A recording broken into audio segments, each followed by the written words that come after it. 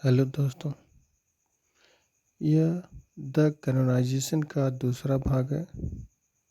इसका जो पहला पार्ट है वो प्ले लिस्ट में आपको मिल जाएगा। तो चलिए स्टार्ट करते हैं।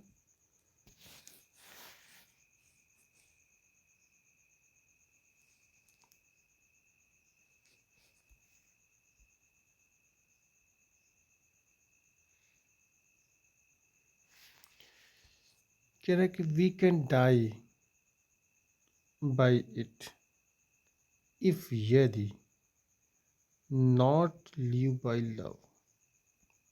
कह रहा है कि यदि हम प्रेम में नहीं जी सकते, यदि हम प्रेम में नहीं जी सकते, we can die by it, तो हम लोग इसमें मर सकते हैं। कह रहा है कि यदि हम प्रेम में नहीं जी सकते तो प्रेम में मर सकते हैं। एंड और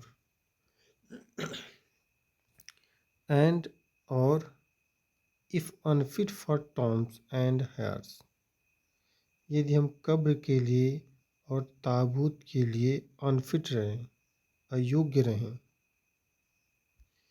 यदि हम टॉम के लिए यानी कब्र के लिए और ताबूत के लिए अयोग्य रहें, आवर लेजेंड भी it will be fit for words, तो कम से कम कविताओं के लिए योग्य हो जाएंगे।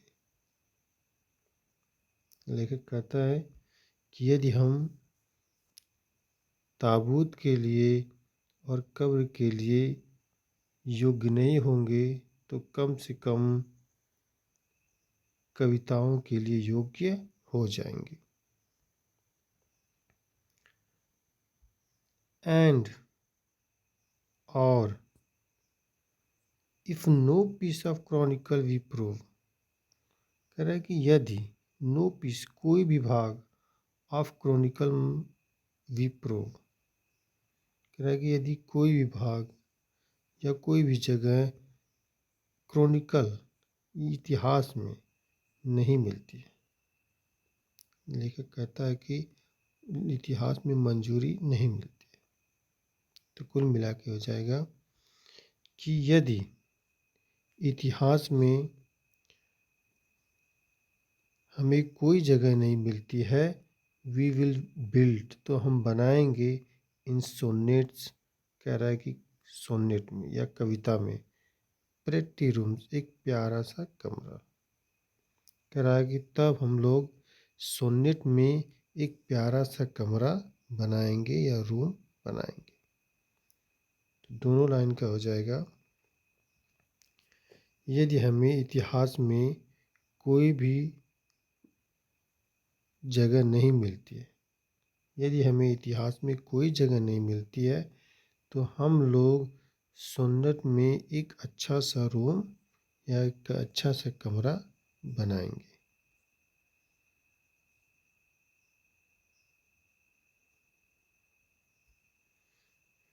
एज जैसे, एज वेल जैसे, अ वेल रॉट, कह रहे कि एक अच्छे से सजा धजा, अर्न मतलब कलश, बिकम मतलब बन जाता है, जैसे एक अच्छा सा सजा धजा कलश बन जाता है, द ग्रेटेस्ट एसेज, एक महान कब्र बन जाती है, एज वैसे ही हाफ एकड़ टॉम्स, जैसे बहुत बड़ा कब्र। फिर से देख लीजिए, कह रहा है कि एज वेल जैसे एक अच्छे से सजा धजा कलश एक महान महान एसेस बन जाता है,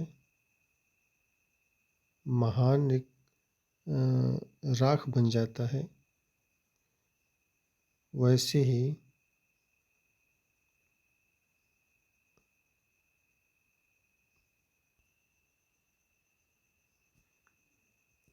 फिर से देख लीजिए। कह रहा है कि जैसे ही अ विल रॉट, कह रहा है कि एक सजा धजा, अर्न मतलब कलश, कह रहा है कि अच्छा सा सजा धजा कलश बिकम्स बन जाता है, ग्रेटेस्ट एसेस एक महान समाधि बन जाती है, वैसे ही एक महान, एक बड़ा सा जो कब्र है, ठीक। एंड बाय दीज हेमन, कह रहा है कि और इन गीतों से, और कह रहा है कि इन गीतों से आल सेल अप्रूव, यह मंजूरी मिल जाती है, अस मतलब हम लोगों को, इन सभी गीतों से हमें यह मंजूरी मिल जाती है कि नॉइज फॉर लव, कि हम प्रेम के क्या एक संत हैं, ठीक। तीनों लाइन देख लेते हैं एक बार फिर से। क्या है कि जैसे अच्छे से सजा धजा कलश एक महान समाधि बन जाता है, जैसे एक महान कब्र। फिर आगे कहता कि और ये जो गीत हैं वो हमें मंजूरी दे देते हैं लव के संत के रूप में।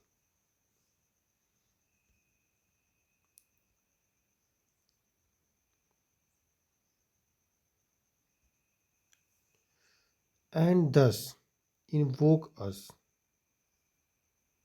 कह रहा है कि और दस इसलिए इन्वोक अस, हमें पुकारिए, कह रहा है कि और इसलिए हमें पुकारिए, यू तुम, whom reverent love made one another's hermitage, कह रहा है कि जिसका सम्मान देने वाला जो प्रेम है वो बना देता है एक दूसरे को, हर्मिटेज मतलब होता है एक आश्रय।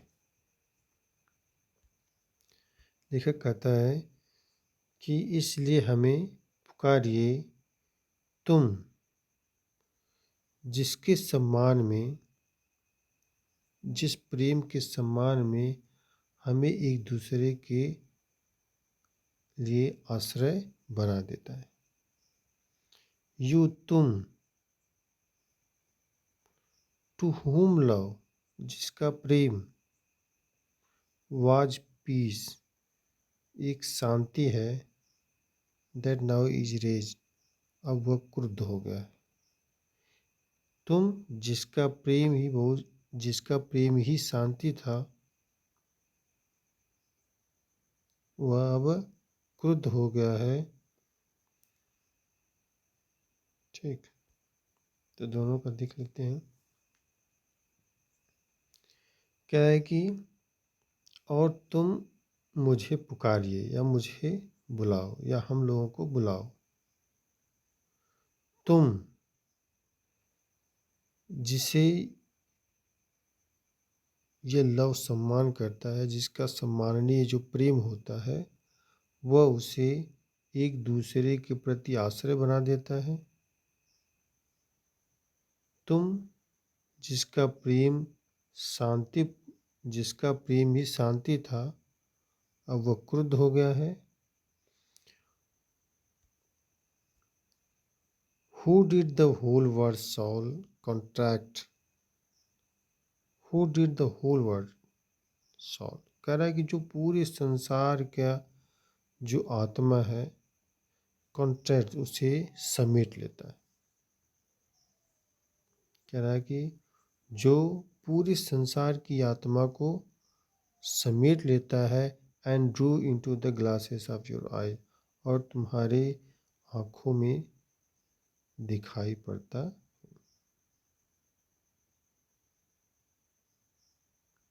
कह रहा है कि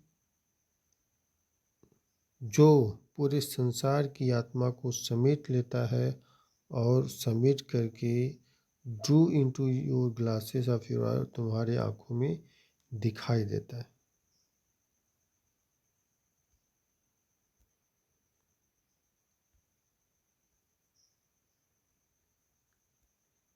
सो मेड सच मिरर, सो इसलिए ऐसा मिरर बन जाता है, ऐसा आईना बन जाता है। And such spaces at they did all you epitomize, जिसमें वो सारी चीज़ों को देख सकता है। इसलिए एक ऐसा मिरर बन जाता है जिसमें वो सारी चीज़ों को देख सकता है। कंट्रीज, टाउन्स, कोर्ट्स, उसमें आप कंट्री को देख सकता है, टाउन्स को देख सकता है और कोर्ट्स को देख सकता है। Big from above, a pattern of your love।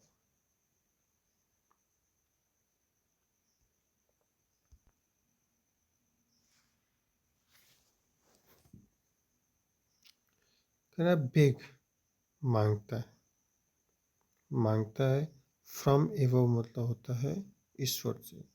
A pattern of love, love यानी प्रेम का एक नमूना, जिसमें वह ईश्वर से प्रेम का एक नमूना मांगता